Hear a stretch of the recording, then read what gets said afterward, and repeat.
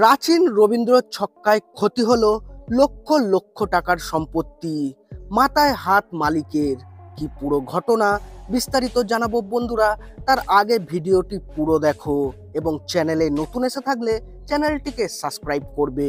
তো বন্ধুরা, আইপিএল 2024-এর উদ্বোধনী ম্যাচে সিএসকে হারিয়ে দেয় আরসিবিকে। অন্যদিকে গুজরাট টাইটান্স ঘরের মাঠে তাদের প্রথম ম্যাচে পরাজিত করে মুম্বাই ইন্ডিয়ান্সকে।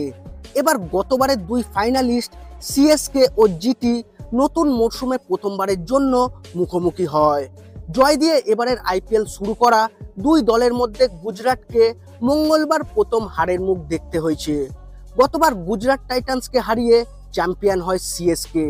সুতরাং শেষবারের মুখোমুখি সাক্ষাৎকারের সেই ফল এবার বদলে দেওয়ার সুযোগ ছিল জিটির সামনে।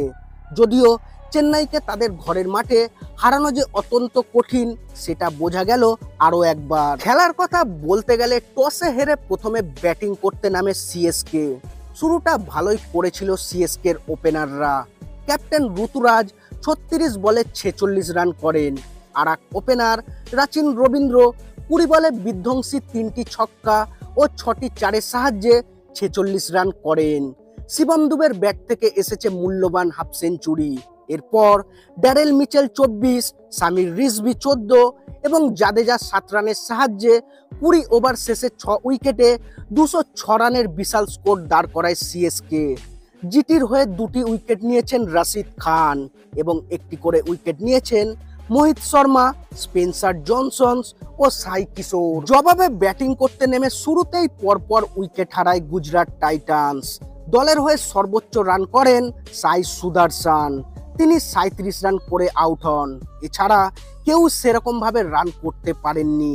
শেষমেশ 63 রানের বিশাল ব্যবধানে ম্যাচটি হারতে হয় গুজরাট টাইটান্সকে। খেলার শেষে একটি বিষয় জানা গেছে যে রাচিন রবীন্দ্র এদিন খুব ভালো পারফরমেন্স করেছেন। মাত্র 20 বলে 3টি ছক্কা ও 6টি চারের সাহায্যে 46 রানের সুন্দর একটি ইনিংস উপহার দেন সিএসকে কে, যার ফলে ক্ষতি হয়েছে লক্ষ লক্ষ টাকার জিনিস। আসলে রাচিনের ছক্কায় গাড়ির কাজ ভেঙেছে, সঙ্গে ড্যামেজও হয়েছে গাড়িটি, যার ফলে মাথায় হাত গাড়ির মালিকের।